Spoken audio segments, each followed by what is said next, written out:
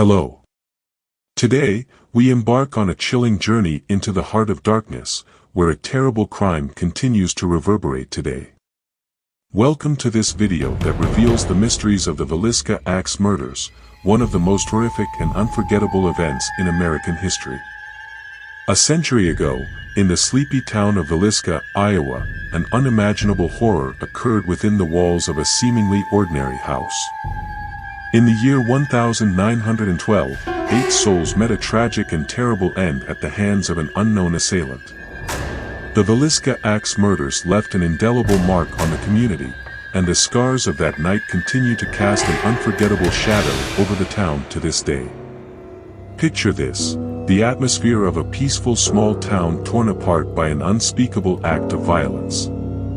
A night that would forever change the course of a family, their guests, and Villisca's history. As we investigate the details of this horrific event, we discover the history of the victims, the gruesome details of the crime scene, and the disturbing consequences that leave Villisca forever trapped in the whispers of the past. Join me as I investigate the mysteries of the Villisca axe murders. We'll examine the evidence, hear local stories, and attempt to unravel the mystery that still surrounds this dark chapter of American true crime history. Prepare yourself for a journey into the unknown, where each revelation will bring us closer to understanding the chilling secrets that lie within the walls of the infamous Villisca house. Fasten your seatbelts because we are about to step into the shadows of history. This is the story of the Villisca axe murders, a tale of fear, mystery, and persistent spirits that refuse to rest. Without further ado, let the exploration begin. The Villisca axe murders took place in the evening of June 9th and the early morning hours of June 10th in the year 1912. It occurred in the town of Villisca in the state of Iowa, United States. 6 members of the Moore family and 2 guests were found bludgeoned in Moore's home. All 8 victims, including 6 children, had serious head injuries from the axe. The Moore family consisted of parents Josiah B. and Sarah and their 4 children, Herman Montgomery, 11, Mary Catherine, 10, Arthur Boyd, 7, and Paul Vernon, 5. The Moores were a wealthy family. They were well known and loved in their community. On June 9, 1912, Mary Catherine Moore invited Ina May, 8, and Lena Gertrude Stillinger, 12, to spend the night at the Moore home. That evening, the visiting girls and the Moore family went to the Presbyterian Church, where they attended the Children's Day program coordinated by Sarah. After the program ended at 9:30, Moores and the Stillinger brothers walked to the Moore's house and arrived between 9:45 and 10 o'clock. At 7 a.m. the next day, June 10th, the Moore's neighbor, Mary Peckham, became concerned after noticing that the family had not gone out to do their morning chores.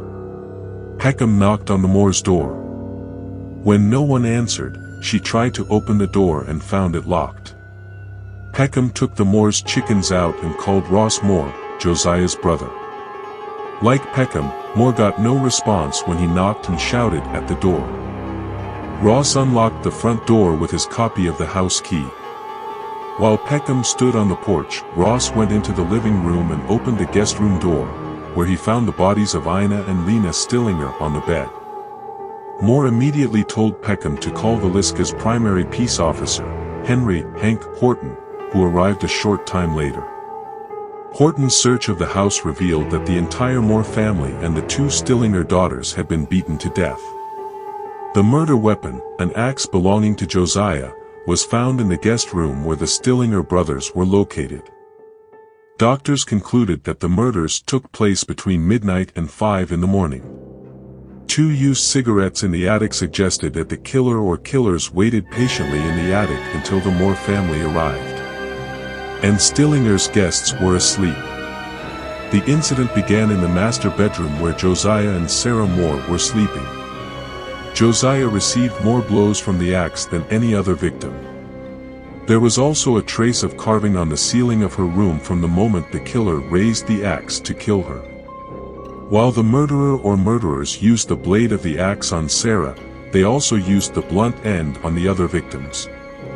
Herman, Mary Catherine, Arthur and Paul were then bludgeoned in the head in the same manner as their parents. The killer then returned to the master bedroom to deal more blows, knocking over a blood-filled shoe, then went to the downstairs guest room and killed Ina and Lena. Investigators also found untouched food and bloody water during the search. After a search, the individuals were allowed inside to see if they could commit the crime by completely contaminating the environment where the weapons were located. Investigation. Over time, many possible suspects emerged, including Reverend George Kelly, Frank F. Jones, William Mansfield, Loving Mitchell, Paul Mueller, and Henry Lee Moore. Kelly was tried twice for murder. While the first trial resulted in a hung jury, the second ended in acquittal. Other suspects in the investigation were also acquitted. Every transient and unnamed stranger was a suspect in the murders. Andrew Sawyer was one of these people.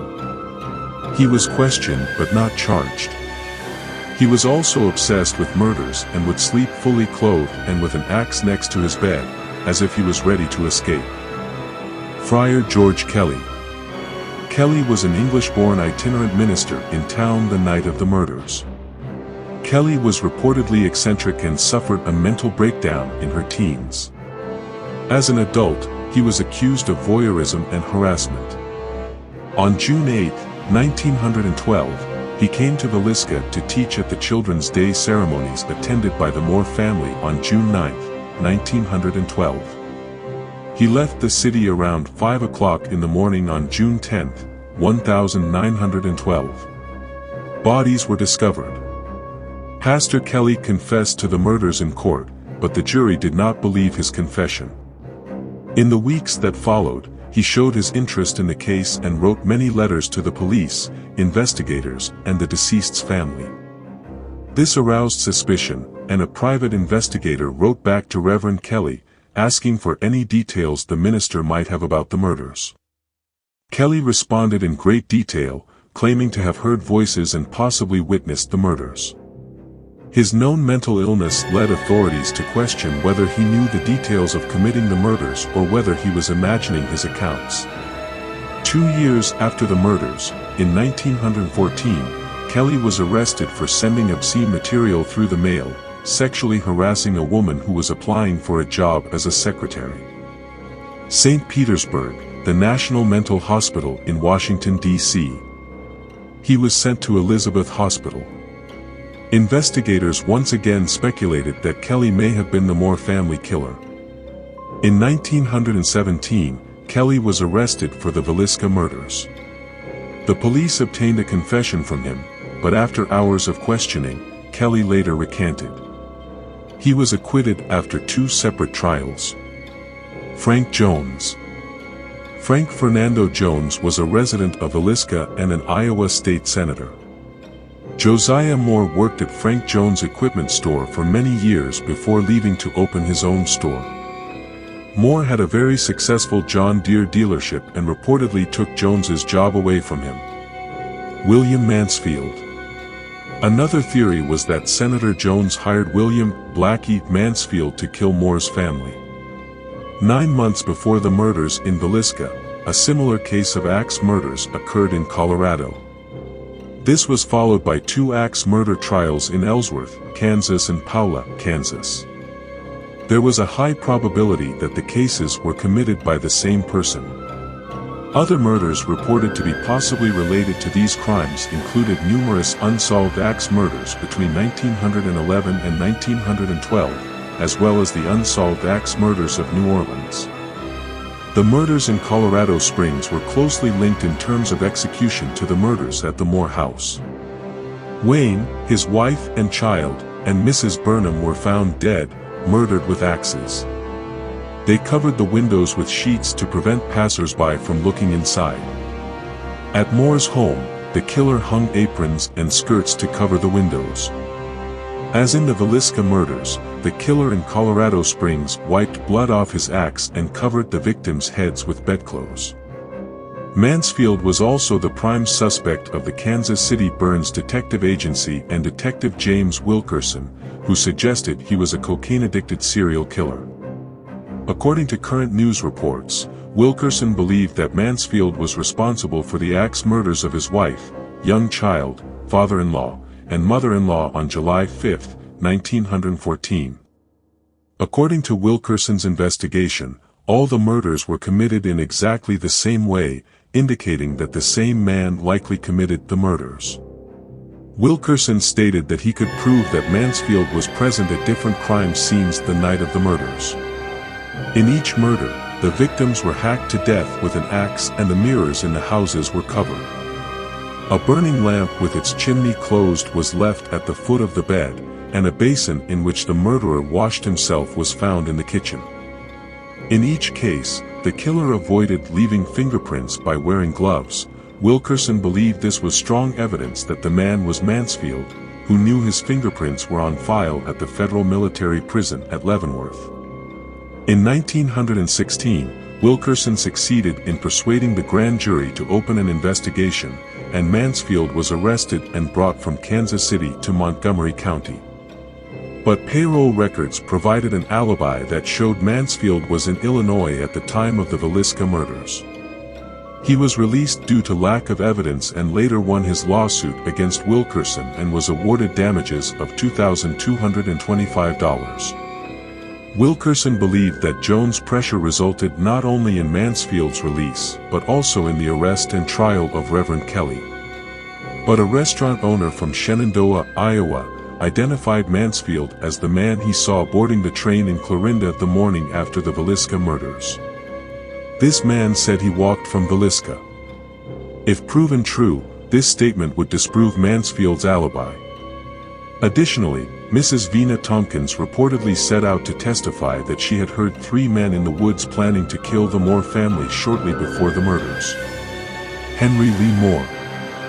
Henry Lee Moore was a suspected serial killer, no relation to the slain Moore family, who was convicted of murdering his mother and grandmother several months after the murders in Villisca.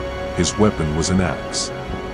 Before and after the murders in Villisca, very similar axe murders occurred, and all the cases showed striking similarities.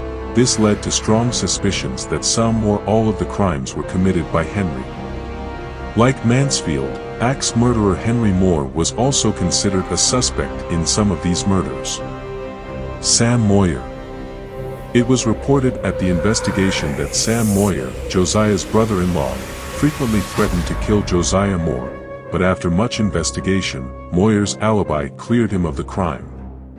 Bill James and his daughter began investigating in an attempt to solve the Villisca murders, and he and his daughter found archival newspaper stories detailing dozens of families murdered under similar circumstances in the United States.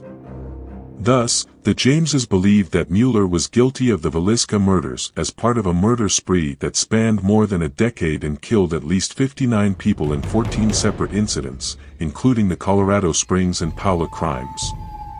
The Jameses were identifying common features of these crimes, many of which were also found at the Villisca crime scene. The killer had chosen families living near the railroad tracks, so the killer was suspected of traveling, hence the title of the book, apparently ambushing the victims in the middle of the night while they slept, using the blunt side of an axe instead of a knife. Hitting the victims in the head and face, using an axe found and left in plain sight in the victim's house after the murders, covering the victims with blankets to prevent blood spatter, closing the windows inside the house and locking the doors before leaving. Mueller's suspected crimes included a sexual offense against Lena. In the blurb on the dust jacket of the hardcover edition of The Man from the Train, professor and crime writer Harold Schechter writes that the Jameses offer the most unlikely solution yet to the Villisca murders. 111 years have passed since the tragic murders of 8 people in a house in Villisca. The murders remain unsolved to this day. Today, these murders still remain a mystery.